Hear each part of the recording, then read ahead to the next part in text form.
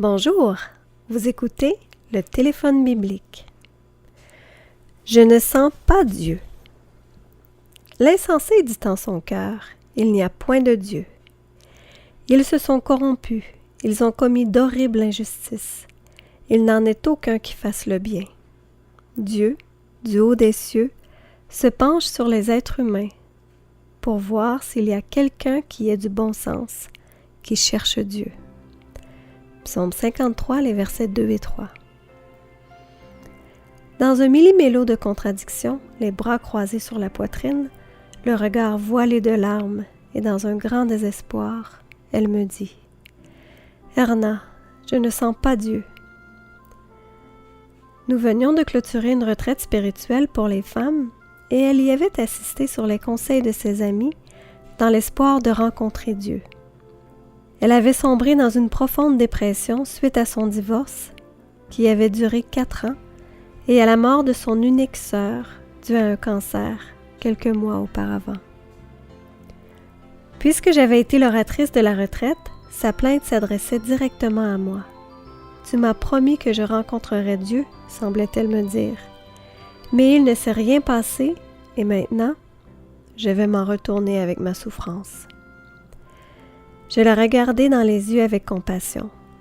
Je comprenais ce qu'elle ressentait, car j'avais fait cette expérience à plusieurs reprises. Alors je lui dis, « Comment penses-tu sentir Dieu? » Elle ne put me répondre. Dans la retraite, je l'avais vue pleurer plusieurs fois et prier à genoux sous un arbre, seule.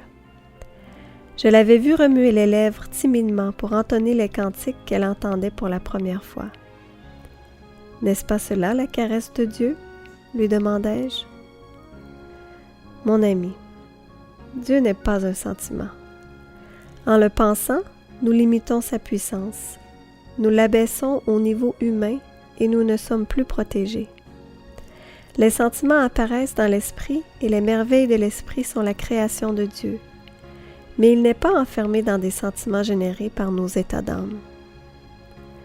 Dans la douleur, Dieu est présent.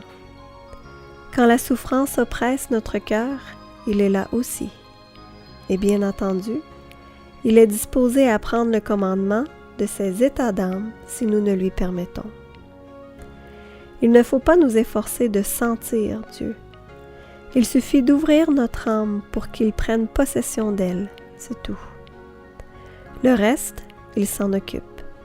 Il produit en nous la paix et la gratitude, manifestés en des actes qui exaltent son nom. Ce message vous a été présenté par vos amis de l'Église adventiste du Québec, un service dans votre communauté.